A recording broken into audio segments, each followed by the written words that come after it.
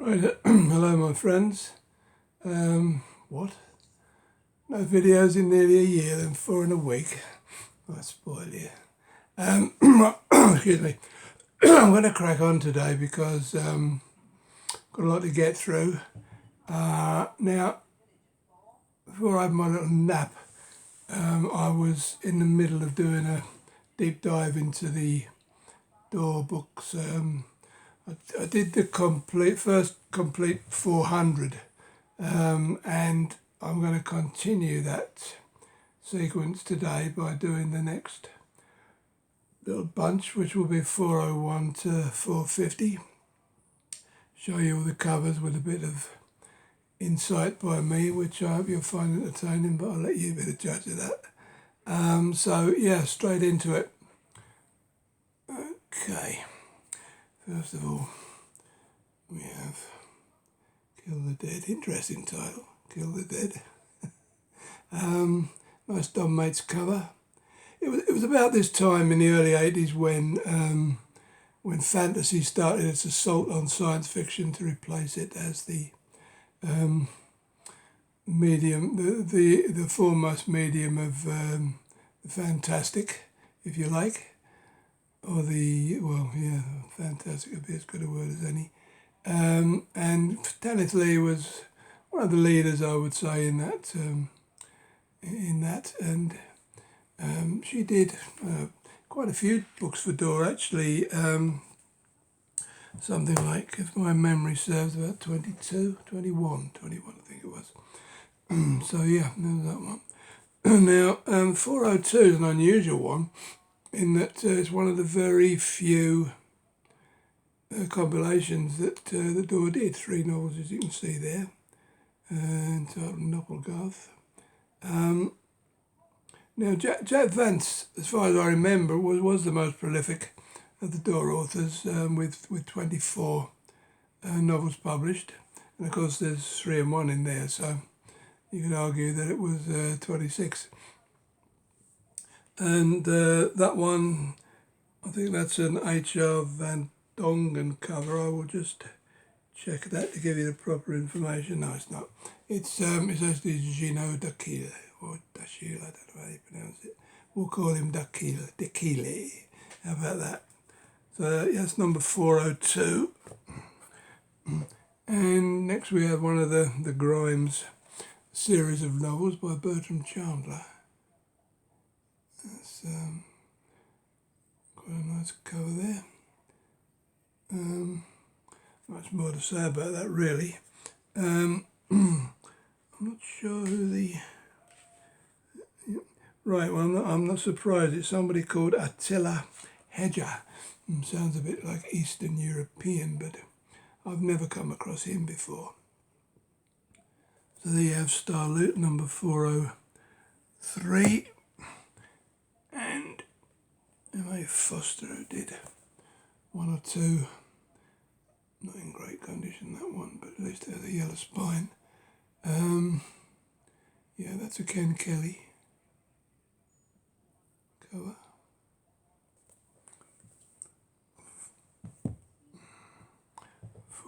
Then 405 is this interesting series,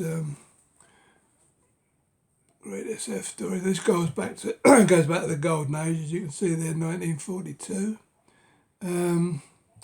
I don't know why they did these sort of covers. I mean, the covers on DAW books were legendary, and yet you get this one where 3/4 of the page is just names, and then you've got that little tiny piece of artwork in the middle. I don't know what that was all about, but the artwork, for what it's worth, was by 1+1 Studio, whoever they might be.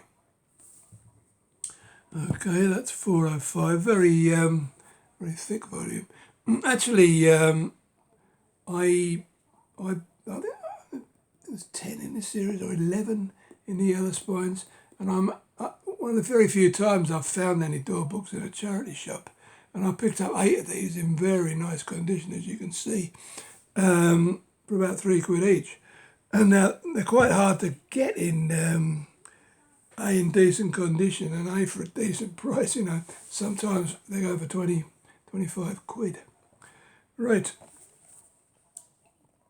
Brian Stableford, who did quite a few books for DAW. 406. It's not Ken Kelly, I don't think. No, that is a chap called Michael Mariano. Quite striking cover. Being red.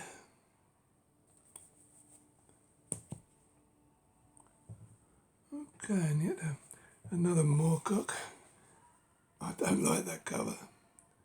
I've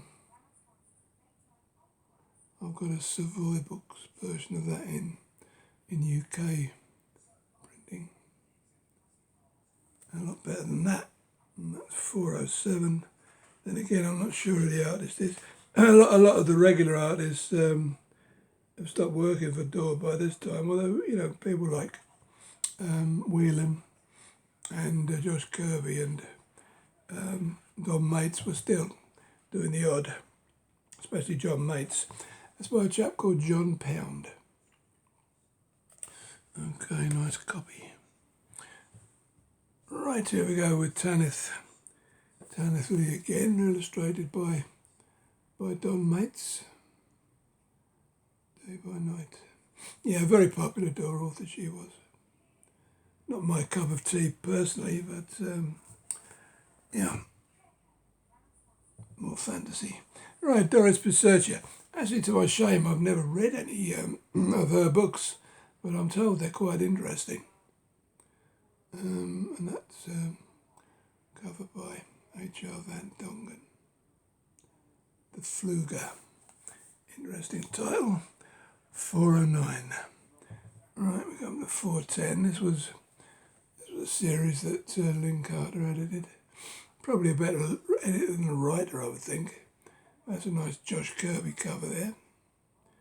I would imagine the white cover makes this one difficult to keep in decent condition. As you can see, the spine's a bit faded there, but you have to put up with that sort of thing with DAW, I'm afraid. Okay, here's one of the interminable No.s. Ken Kelly, of course. I've never actually read any No.s. I don't think that would be my cup of tea, but obviously they were very popular, otherwise they wouldn't have carried on printing them. Right, Ian Wallace, Lucifer Comet. I've not read it. I've not read anything by him, so I don't know what his work's like. I would imagine that's Michael Whelan.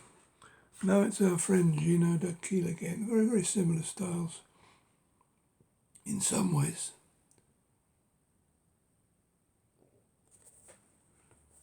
Number 412. Right, 413 we have another series that went on and on and on. Dre Prescott's by Kenneth Bulmer, of course. That Ken Kelly. I'm not too good with these later. Yeah, these later books. Ken Kelly it is. And right, Pierre Barbet. Again, that's a compilation of two novels, as you can see at the bottom there. Another one of those horrible covers where the artwork's squeezed into the middle of the page. Pierre Barbet was actually a pseudonym for a French name, which I can't remember, Claude Avis or somebody. I can't remember properly. And the artwork will be by somebody called Olivero Berni. I never heard of him. And I don't think he did many books for DAW. Right, Richard Purtill. A fantasy book, I think. Memory serves, that was his only book for DAW. I believe. I should know that artist. I think it's Ken Kelly, but we'll just double check. No, that's an artist called Jan Duursema, who I remember from DC Comics. He did a series, I think Amethyst or something, for DC Comics. But as far as I know, that was her only door cover illustration, although I might be wrong. Right, this is the final Demon Princess novel by Jack Vance. Now this is interesting in as much as, well, apart from the nice cover, it's interesting in as much as I can't remember any author having subsequent issues published. In other words, the same author in one issue and then the next. But in actual fact, Jack Vance managed to do this one and the next three, or published his novels in the next three. That'll be Ken Kelly, I'm sure. As I say, that's the last of the 5 Demon Prince novels. I haven't read those. I read a bit of Vance. I quite like him, actually. Last Castle and all of that stuff. And then, Dust of Far Sun. Yeah, it's 4. I thought it's 4 novelettes, all in one book. Didn't seem thick enough for 4 novelettes, but I suppose a novelette is just a slightly larger short story, isn't it? And it says there, originally titled future tense. You don't normally get that when I show you the original titles. But yeah, once again, I don't recognise the artist. It is Paul Chadwick.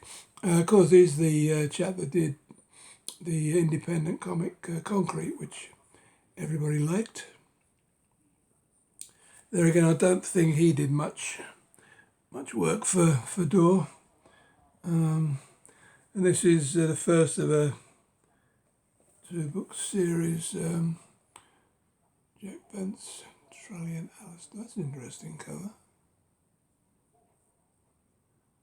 DAW seemed to like whoever picked out. Well, I don't know if the artwork was commissioned or whether they just had a few bits hanging around the office and they picked one. They seemed to like half-clothed women. Got no complaints about that. This is by David Mattingly, who did do a few more for DAW, and that's number 418. And then that's the same series, Maroon Alistair, as you can see, very similar cover by David Mattingly again. One of them ones with the horrible white spine, and barely see the author, but it's quite a hard one to find, this one, so I said, okay, we'll take it. I mean, the rest of the book's fine. Number 419. Right, then we have, and this is an interesting one. This was a poke in the eye for all the people who said that DAW books were, well, what's the word? Simplistic, and some of the writing wasn't very good. Mediocre, I think is the word a lot of people used. But this one actually won the Hugo Award. The one and only DAW book that did, well, in the Yellow Spines at least. I've read this and I didn't care for it. But the name is, she is called Caroline Cherry, but she added the H. I can't remember why she added the H to the end. Because a lot of female authors tried to pass themselves off as male authors, which is crazy, wouldn't happen these days, would it? Yeah, so that was Cherry's Hugo Award winner, and we have Mr. Mattingly again. So that's what 3 on the trot he's done. Okay. And then we have some European SF again. Yeah, the artwork's fairly obscured. I'm not familiar. Well, I mean, I'm familiar with some of the authors. Sam Lundwall. It says here representing France, Germany, Italy, Sweden, Norway. And so, yeah, I mean, that's an interesting addition because you still don't see too many science fiction books with stories by European authors, and that is by a chap called, I presume it's a chap called Segrel. Okay, that's that. Right, so I'll just move this next little pile down if I can get them without dropping them on the floor. Yeah, okay. All right. Here's one of John Bronner's Pot Boilers. Conquer Chaos. It is by an friend H.R. Van Dongen. As I said before, Van Dongen's artwork is either very decent or not so. It's pretty poor. Right, here's Lynn Carter, one of his Eric Carstairs books. That'll be Josh Kirby, no doubt. Right, so that's number 423, Hurok, the Stone Age. Never read any, but there you go. Right, here's one of the other interminable series, the 15th Gore book. John Norman was actually a pseudonym of a chap called John Lang. So why he changed it, I don't know. Maybe he thought John Norman was more commercial. Okay, nice thick book. Very often you see this rippling effect on the spine. Excuse me. But this is actually it's not the fact that somebody's read it and sort of split the book. It's a fault in the preparation of the cover, in the binding. And you see quite a lot of DAW books like that, so obviously they had a very poor bookbinder, if you like. Right, another one, another fantasy book with a female author, that is. Anson Dibble's a pseudonym of a lady called Nancy Ann Dibble, except the Dibble was spelled D-I-B-B-L-E. Again, must be an attempt to make people think that she was a man, thinking that a man would sell more books. Don't know why when Tanith Lee and Andre Norton and C.J. Cherry were so popular, but I assume that's the reason. So I'm sorry, just going back to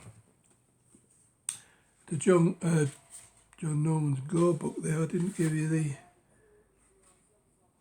it's Richard Hascox, who did quite a few DAW books, and then that one looks like a Ken Kelly. I will just confirm that. Yeah, it is Ken Kelly. And the only DAW book that she had published, by the way. Right, here's another one of our horrible, good book, but horrible covers. Move on to 1943 short stories. And again, Studio Plus One, whatever they were, but who cares because you can't see it anyway. Right, James B. Johnson. Again, a one-time author for DAW. The only thing I can say about that is a very nice Ken Kelly cover. I don't know the chap, never read any of his books, never will. Likely, but yeah, there we have number 422. 423, another Stableford. Castaways, Tanager.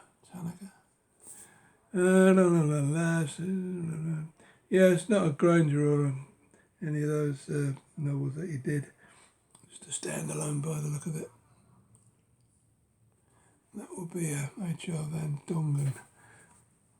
I seem to be able to recognise his art. Right, another Tanith Lee.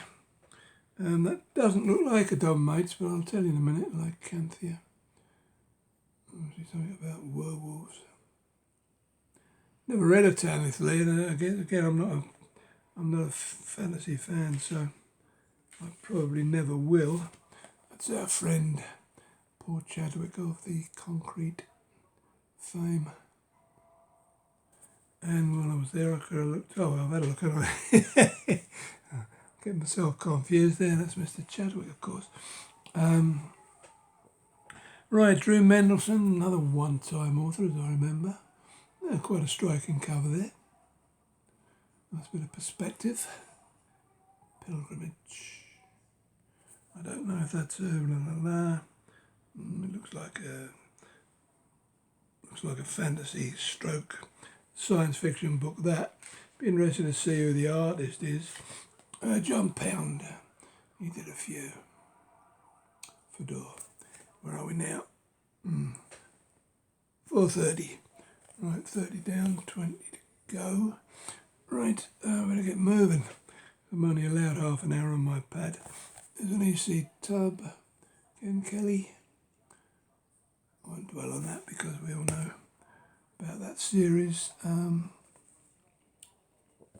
like these. I always like these in the Ace editions. World's Best SF, you know, some good stuff in there.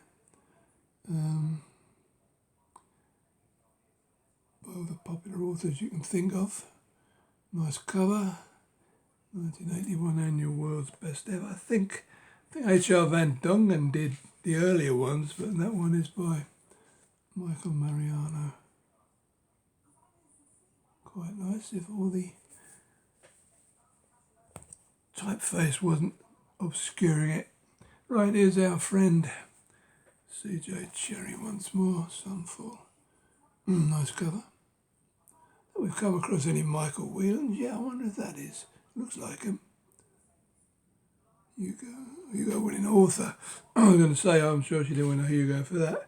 Is this our friend? Yeah, that's Michael Whelan. I thought I'll recognise him from a mile off. Yeah. Very nice too. Right, now another Doris Pisaccia. Let's get around to reading one of her books because everybody says she's interesting. That's an H.R. Van Dongen cover. Strange one, really. Yeah, 434. Okay, we have nice cover. Second game by Charles Van der Vet and Catherine McLean. That was their one and only entry into Dawdom. And is that a Michael Whelan? Have I got this one right? No, that's Michael Mariano again. Very similar in style, I have to say. Along with Gino D'Achille, I think they're all trying to copy Michael Whelan, you know. Crafty people. Right, here's an interesting one. This is one I've never seen for sale in the UK. Blood County is like a horror, as you can see. Kurt Selby is actually a pseudonym for Doris Pisaccia. There were two, I don't know if they were in the same series, but there were two Kurt Selby books. Both of them quite hard to find. Well, very hard to find in this country. I've never seen any. And it's in, as you can see there, it's in lovely shape, apart from a little dong, ding dong, whatever they call them in the corner there, but I'm not going to quibble about that. So that was 436. Right, this is one of the 4 Camelot books that Arthur Landis did. Obviously a King Arthur sort of riff, if you like. Dragons and all. That's Richard Hascox. Not too bad. I don't mind books if they're in reasonable condition. Right, now we have, this is one of the, these later Philip K books are horribly expensive. This is one of the, I think it was 5 books that when they were reprinted, they weren't given this given this number. You can't see it very well on there. But it's, let's have a look at the next one. It might be a bit more plain. Yeah, you can see there the little number up the top there. UJ. There were UYs, UEs. They came with that. I think it was some sort of catalogue number. But this was one of 5 that was actually a reprint that was given its own collector's number. I don't know why. But I had to go to America for all of these latest Philip Dicks, and there were about 4 of them. And they're not cheap, I can tell you. And that is art by Oliver Burney, who I'm not familiar with, but it's quite nice. Okay, now we're around about 439. Ron Goulart, he did quite a few books, I can't remember quite how many. Josh Kirby, of course. In nice condition. I've got two Ron Goulart books that I must replace. They're in absolutely terrible. Well, the spine's in absolutely terrible shape, but this one's okay because it came from America. Okay, 439, as I said, that's Josh Kirby. Not an author I could read, but there you go. That's another one of Andre Norton's Witch World efforts. Very popular. Of course, the very first DAW was a Witch World book. And she was very, very popular. All of these, around about this time, they all had the DAW 10th anniversary stamp on the back. And as you can see, never before in paperback. I think, although you wouldn't think so to look at it, I believe that's a Michael Whelan cover, which I wouldn't have recognised normally. Yeah, it is. I only know that because I know that. Right, we'll have to get on our bike for the last few because I ain't got much time left. Stay them, his only DAW. It was actually signed by the author. And the artwork was by Ken Kelly. Not immediately recognisable as Ken Kelly, but right. That was a reprint of number 100. A lot of bother trying to find that. So everybody kept sending me the original one, the 100, and that is Clyde Caldwell. And we have another John Brunner, that's a Van Dongen cover. Another Pot Boiler, although Brunner did some very good work later on. And Cherry again. I should have known, that's a Don Mates. Shame on me. Right, and then the last, get him. Oh, come here. Excuse my absence for a minute. Right, here's the last few. Here's Best Horror Stories. These are very hard to come by, actually. I bought these in a bundle, all of them. Very, very lucky. That's a Michael Whelan. Number 445, and the last 5 we'll breeze through very quickly. Ken Kelly, I think. Ray Prescott again. Yep, that's Ken. And that's another reprint of an earlier one that had its own number. Philip didn't do many books for DAW. King of Argent. Let's get out this very quickly, just to keep you informed. That is David Mattingly. And then the last couple, Kenneth Lee, Illusion Master, which is by